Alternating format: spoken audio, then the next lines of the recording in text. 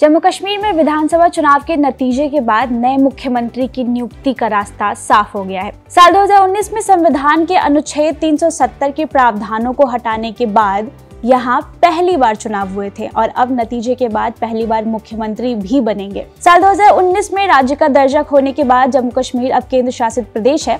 इस लिहाज से अब यहाँ का विधानमंडल भी काफी अलग होने वाला है। ऐसे में एक सवाल ये उठता है कि क्या यहाँ के नए सीएम की शक्तियाँ पहले जैसी ही होगी या सीमित हो जाएगी। ऐसे में इस रिपोर्ट में विस्तार से जानते हैं कि वो कौन से नियम होंगे जो जम्मू कश्मीर के मुख्यमंत्री को हर हाल में मानना होगा।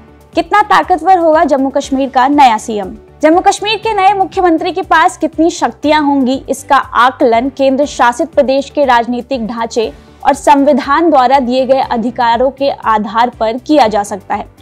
दरअसल साल 2019 में अनुच्छेद 370 को हटाए जाने के बाद से जम्मू और कश्मीर को केंद्र शासित प्रदेश बना दिया गया था। ऐसे में पुराने मुख्यमंत्री की तुलना में साल 2024 विधानसभा चुनाव के बाद बने मुख्यमंत्री की शक्तियों में कुछ हद तक कमी आएगी, लेकिन वे अब भी महत्वपूर्ण होंगे। मुख्यमंत्री जम्मू कश्मीर का प्रमुख कार्यकारी अधिकारी होगा जो राज्य सरकार के अलग अलग मामलों का नेतृत्व करेगा। उनकी भूमिका राज्य के विकास और स्थानीय समस्याओं के समाधान में बेहद महत्वपूर्ण होगी। सभी सरकारी फैसलों में उनकी सहमति अनिवार्य होगी और वह मंत्रिपरिषद का प्रमुख भी होंगे। इसके अलावा जम्मू कश्मीर के मुख्यमंत्री विधानसभा में बहुमत दल के नेता होंगे और कानून बनाने में महत्वपूर्ण भूमिका भी निभाएंगे। विधायी प्रस्ताव मुख्यमंत्री के सिफारिश पर ही पारित किए जाएंगे और वह विधानसभा में सरकार की नीतियों का मार्गदर्शन करेंगे। हालांकि जम्मू कश्मीर एक केंद्र शासित प्रदेश होने के कारण यहाँ गवर्नर की भूमिका भी महत्वपूर्ण रहेगी।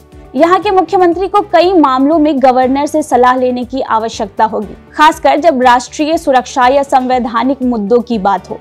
गवर्नर जो केंद्र सरकार का प्रतिनिधि होता है, कुछ मामलों में अधिक अधिकार रखता है। अब गवर्नर की भूमिका भी जान लीजिए। जम्मू कश्मीर के बाद दिल्ली एकमात्र ऐसा केंद्र शासित प्रदेश है जिसके पास विधानमंडल है।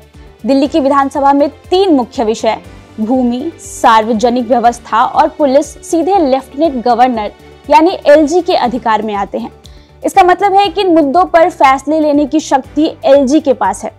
इसके अलावा सेनाओं यानी ब्यूरोक्रेसी को लेकर केंद्र और राज्य सरकार के बीच अक्सर मतभेद होते हैं कि कौन इसे नियंत्रित करेगा। इतना ही नहीं, कुछ शक्तियां गवर्नर या केंद्र सरकार के पास रहेगी। जम्मू कश्मीर पुनर्गठन अधिनियम 2019 की धारा 32 के अनुसार जम्मू कश्मीर की सरकार राज्य सूची में शामिल विषयों पर कानून तो बना सकती है, लेकिन सार्वजनिक व्यवस्था और पुलिस जैसे महत्वपूर्ण मामलों पर विधानमंडल को अधिकार नहीं होगा। इसका मतलब है कि ये मामले लेफ्टिनेंट गवर्नर या केंद्र सरकार के नियंत्रण में रहेंगे। इसके अलावा एलजी की मंजूरी के बिना कोई भी वित्तीय प्रस्ताव विधानसभा में नहीं लाया जा सकता। धारा 53 कहती है कि गवर्नर कुछ विषयों पर अपने विवेक से फैसले ले सकते हैं, जैसे कि वे विषय जो विधानसभा के अधिकार क्षेत्र में नहीं आते हैं। इन विषयों में ऑल इंडिया सर्विसेज और एंटी करप्शन ब्यूरो शामिल है। रिपोर्ट आपको कैसी लगी हमें कमेंट सेक्शन में जरूर बताएं और ऐसे ही अपडेट के लिए एपी लाइव को सब्सक्राइब करें। धन्यवाद।